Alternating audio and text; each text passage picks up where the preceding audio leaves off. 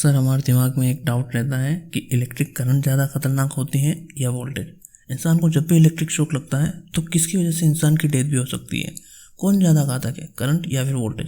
तो दोस्तों, आपके इन्हीं क्वेश्चंस का आंसर देने के लिए हमने ये वीडियो बनाया है।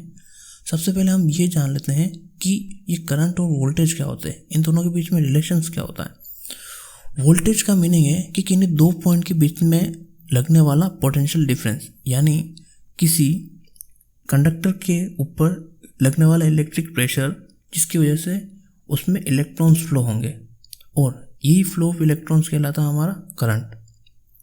चलो दोस्तों, एक एग्जांपल से इसे समझते हैं। हम एक रिवर का एग्जांपल लेते हैं। एक रिवर किसी एक लोकेशन से दूसरी लोकेशन पर तभी फ्लो करेगी जब पहली लोकेशन की हाइट दूसरी लोकेशन की हाइट से ज़्यादा होगी, मतलब कि हाइट का डिफरेंस होगा, तभी वो रिवर फ्लो करेगी। और ये डिफरेंस जितना ज़्यादा होगा, रिवर इतनी ही तेज़ी से फ्लो करेगी। तो ये हाइट का डिफरेंस डिसाइड करेगा हमारे रिवर का फ्लो। ऐसे ही हम इस डिफरेंस को ले लेते हैं पोटेंशियल डिफरेंस, और रिवर के फ्लो को ले लेते हैं करंट। यानी कि जितना ज़्यादा पोटेंशियल डिफरेंस होगा उतना ही ज़्यादा वोल्टेज होगा, और उतने ही ज़्यादा वोल्टेज की वजह से उतनी ही ज़्यादा करंट फ्लो होगी। तो अभी आपको ये क्लियर हो गया है कि पोटेंशियल डिफरेंस की वजह से करंट फ्लो होगी। जितना ज़्यादा पोटेंशियल डिफरेंस उतनी ही ज़्यादा करंट फ्लो, और अगर पोटेंशियल डिफरेंस नहीं होगा तो कोई करंट फ्लो नहीं होगी। अब बात करें हम इलेक्ट्रिक शॉक की। इलेक्ट्रिक शॉक का मतलब हुआ कि हमारी बॉडी से कुछ करंट फ्लो हुआ है, तभी हमें फील होता है कि कुछ इलेक्ट्रिक शॉक लगा है। तो ये उसके फ्लो होने का कारण है वोल्टेज, मतलब कि कुछ पोटेंशियल डिफरेंस रहा है तभी हमारी बॉडी से करंट फ्लो हुआ है। तो जब भी हम किसी लाइव वायर को टच करते हैं तो पोटेंशियल डिफरेंस की वजह से हमारी बॉडी से करंट फ्लो होता हुआ ग्राउंड हो जाता है। तो जब हमारी बॉडी से करंट फ्लो होता है तो उसका इफेक्ट हमारे हार्ट पे पड़ता है।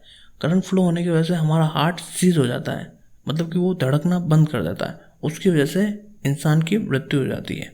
अगर हमें थोड़ा सा शॉक लगता है, इसका मतलब ये है कि कम करंट फ्लो हुआ है, तो उसमें हमें ज़्यादा सिर्फ शॉक फील होता है, डेथ नहीं होती। और वैसे आपने देखा होगा कि जैसे हम किसी बैटरी या छोटे सेल को, जो हमारे घड़ी में लगता है 1.6 वोल्ट का होता है, उसको अगर हम टच करते हैं तो हमें कुछ फील नहीं होता, क्योंकि उसमें बहुत ही कम करंट फ्लो होता है जो हमें फील भी नहीं होता है। हमने यहाँ पे एक टेबल बना दी है, तो उस टेबल से आप समझेंगे कि कितना करंट फ्लो होने से हमें बॉडी पे कितना इफेक्ट पड़ेगा।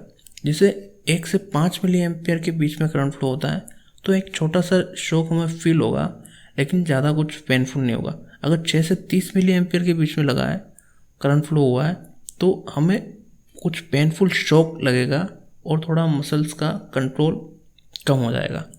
और अगर उससे ऊपर यानी कि 50 से 150 मिली एम्प्स के बीच में लगा तो हमें एक्सट्रीम पेन होगा, बहुत ज़्यादा पेन होगा, और हमारे मसल्स पे भी कुछ रिएक्शन होगा, और हमारी सांस भी बंद हो जाएगी, और शायद डेथ भी हो सकती है। और उससे ऊपर अगर जैसे हमारा 1 एम्पियर या उससे ज़्यादा अगर करंट फ्लो हुआ है, तो हमारा हार्ट जो है वो सीज हो जाएगा, वो धड़कना बंद कर देगा, हमारा नर्व डैमेज हो जाएगी, और डेथ उससे पॉसिबल होनी ही है।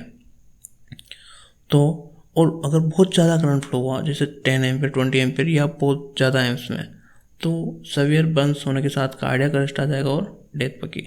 इसलिए हम हमारे प्रोटेक्शन के लिए हमारे घर में RCCB या ELCB लगाते हैं 30 मिली एम्प्स की रेटिंग की, ताकि जब भी अर्थ लीकेज के साथ करंट फ्लो हो तो 30 मिली एम्प्स से ज़्यादा करंट फ्लो होते ही वो हमारे सर्किट को ट्रिप कर देगा और पावर सप्लाई ऑफ कर देगा, ताकि ह्यूमन का प्रोटेक्शन हो जाएगा। तो दोस्तों, आप समझ गए होंगे कि इलेक्ट्रिक शॉक लगने से इंसान की डेथ किस वजह से होती है।